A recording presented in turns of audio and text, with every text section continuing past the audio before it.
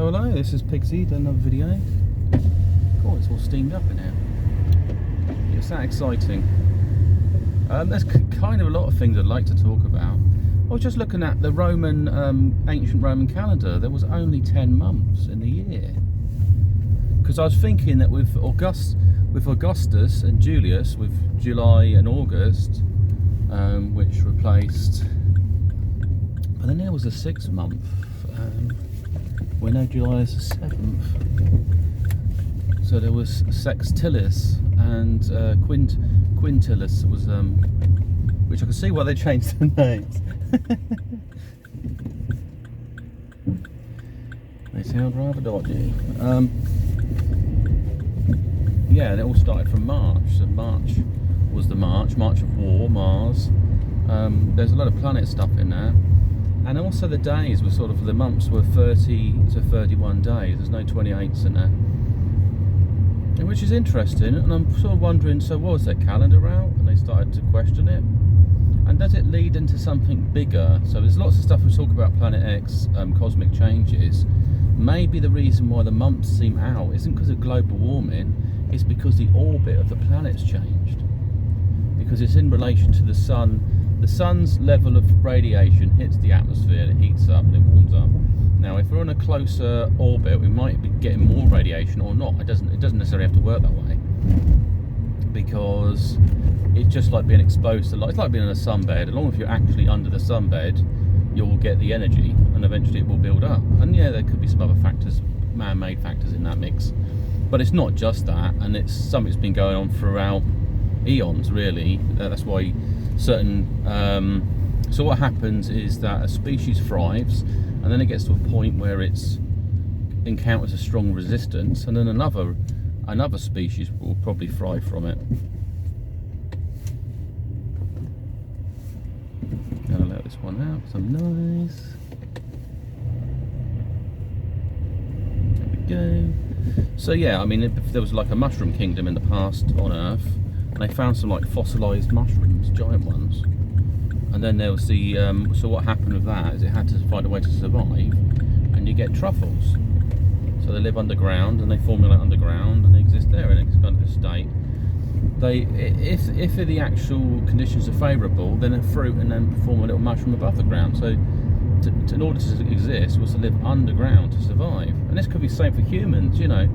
It would de-evolve into worms, but if it was catastrophic above surface, we'd have to dig downwards, and then the population would get hit by a massive amount, but then we'd try to farm things underground and stuff. It'd be like if you've ever played Skyrim, we end up with like a Falmer, turned up with some blind thing with big ears that's slightly feral. But yeah, I mean, it's conditions that set the pace in our environment of how we respond, and also our DNA is tuned into the light frequencies.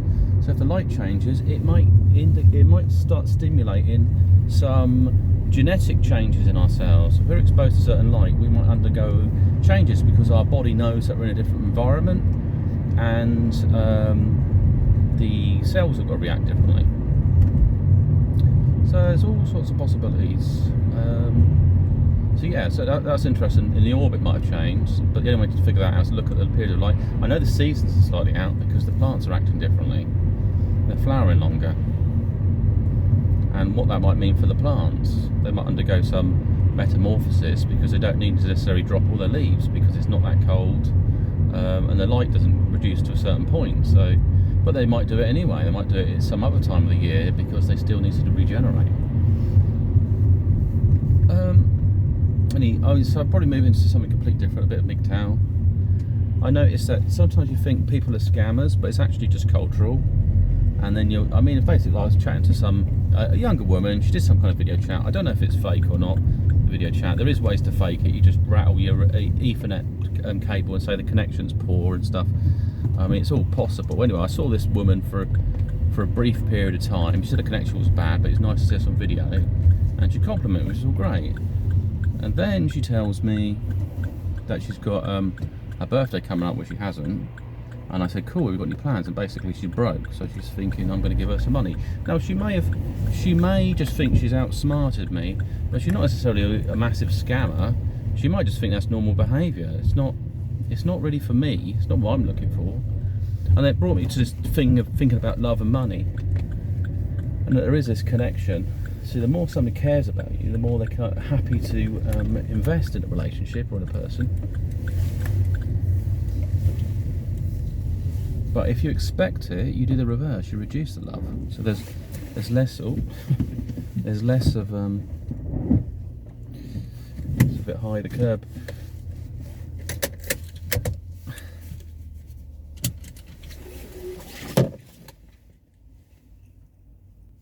There's less of attraction, you know, so that's why you have to set your flags up, and there's got to be deal breakers, red flags, and also green flags, things that are positive.